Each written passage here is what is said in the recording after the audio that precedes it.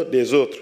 Si vous n'en faites pas autant, le monde sera en proie au désordre et à des troubles profonds. yaakaar naa ne loolu la ñuy dund jamono ji donc di wax ne force au peuple de Gaza, force au peuple de Palestine, force au peuple d'Iran. Wassalam, merci. Merci, honorable. Alioune Ndao, vous avez la parole. Mamadou Lamine Diaité se prépare. di nuyu mon ami monsieur le ministre, Madame Marie-Rose et vos collaborateurs, di nuyu honorable député, vraiment pour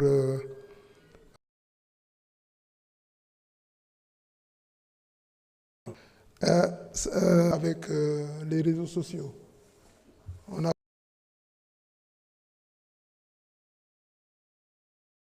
yar sa njaboot xam naa jafe lool waaw parce que seen waajur sax doo xalaat ne lii xale yi ñu ngi koy mën a gis. waaw donc moom ma ko wax waaw ñoo ne ma mais est-ce que yëg nga affaire ci réew mi mais ñun dafa mel ni yëguñu ne intelligence artificielle dugg na ci réew mi même ñi nga xam ne. est-ce que yéen a ngi xalaat déjà. beneen bi may mujjee mooy rapport état entreprise de presse. les relations entre les entreprises de presse et l'État.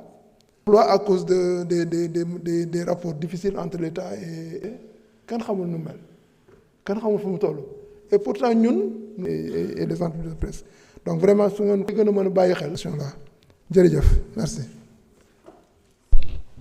Merci. di nuyu seen collaborateurs yi ses collègues ñu ngi koy suivre notamment mais aussi le New Deal technologique. Récemment, donc loi bi ñëw aussi c'est toujours dans le processus voilà de modernisation parce que défi yi ñu ko sas am nañ solo trop waaw ñetti défi parce que dans l'organigramme la composition des membres gis nañu il y a 11 daal aussi que dinañ ko décentraliser. Est-ce que c'est le même organigramme qui va être conduit dans les régions et dans les départements de pouvoir faire face pour mener vraiment les missions. Beneen préoccupation c'est par rapport à TikTok au cas de leur activité économique. di def ay publicité et c'est un yu ñuy gis ci TikTok bi est pour restreindre tout ça la déontologie bi encadrer de tous ces métiers là de former ces gens parce que am na plateforme yoo xam ne vraiment am nañu audience pour ñu mën a xam toute la réglementation loolu je pense que dina wàññi bu baax les dérives. Beneen bi c'est par rapport à la Gambie. C'est une banane aujourd'hui d'arroser la Gambie par nos réseaux. Mariam Diamanka mën nga waajal. di nuyu sama collègue député yépp jaadu nañu voté ko ça vient à son heure ndax ku ne xam na ni réseaux sociaux yi donc échappé woon na ci projet de loi Sénégal moom moo mënoon def dara ci protection des données personnelles mais à part loolu Sénégal mënul woon dara ci li nga xamante ni mooy dafa am aussi ay chaînes de télévision à caractère religieux lu mel na ay Lamp Fall FM lu mel na Asfia TV Mourchid TV ak ay Touba TV ak chaînes yu mel noonu chaînes yu nu war a jàppale la yu nu war a dooleel lañ parce que boo xoolee ñun ñi nga xamante ni dañuy nit ñoo xam ni peut-être dañoo bëgg di seetaan loo xamante ni ci sunu culture la ci ay mbaax la ci ay jëf yu rafet dañuy jéem a attaché wu ci chaîne yooyu mais ñoom dañuy confronté à d'énormes difficultés mën nañ wax ni la formation civique et morale des citoyens, la consolidation des valeurs culturelles et spirituelles, la promotion de la paix sociale et du vivre ensemble, l'éducation des jeunes et la sensibilisation sur les thématiques essentielles telles que la santé, l'éducation et la culture et l'enfance. Donc yooyu muy ay thèmes yoo xamante ni ñoom dañ koy développer chaîne yi donc muy ay mbir yoo xamante ni ça remplissent ainsi une véritable mission d'intérêt général. Donc pour wax la aussi ni cependant ces médias font face à plusieurs contraintes majeures. Parmi les contraintes mën nañ wax ni la faible rentabilité publicitaire en raison de leur ligne éditoriale spécifique. mën nañu wax ni aussi des charges techniques élevées, notamment les frais de diffusion imposés par la TDS-FSA. Inégalité dans l'accès aux fonds d'appui à la presse, tamit dañ ci am ay jafe-jafe. Accès limité aux campagnes publicitaires institutionnelles. Donc yooyu yëpp ay jafe-jafe la ndax xam naa ni bu ñu la ko waxee yaakaar naa li nga ci man di nga ko def pour saafara ko. Cette situation fragilise leur viabilité économique malgré leur impact social. Donc muy ay mbir yoo xamante ni génne nañu aussi ay propositions yu concrètes.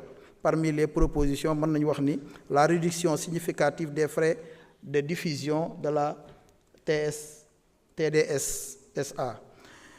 Adopter les coûts de diffusion à leur mission d'intérêt général afin de préserver leur équilibre financier. Donc, la répartition aussi plus équitable du fonds d'appui à la presse, un assouplissement des critères d'éligibilité afin qu'ils soient proportionnés à leur réalité économique.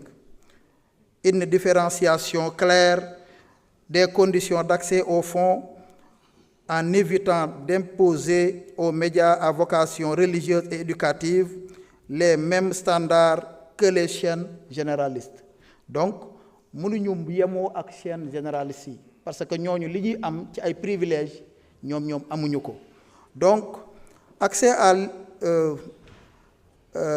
accès équitable aux campagnes publiques, garantir une intégration systématique dans la diffusion de la campagne nationale selon leur audience et leur ancrage communautaire.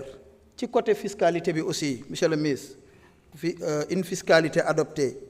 Donc on doit étudier la mise en place d'exonération partielle. Merci honorable. Mariam Diamanka mën nga ñëw jël kàddu. Abdoulaye Tall mën nga waajal.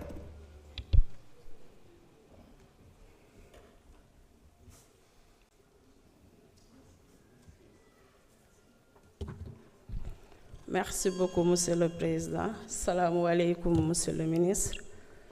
Madame la Secrétaire, nous les ziar bu baax a baax. Et alhamdulillah, suñu interprète comme jigéen la, donc dina am occasion dugg ci sama premier point bi. Monsieur le Président de l'Assemblée, ñu ngi lay remercier parce que daaw taxaw naa fi ci mois de mars di la ñaan ñu organiser cette ndeer bi à Waalo, précisément à Nder ci commune bu Ñicci.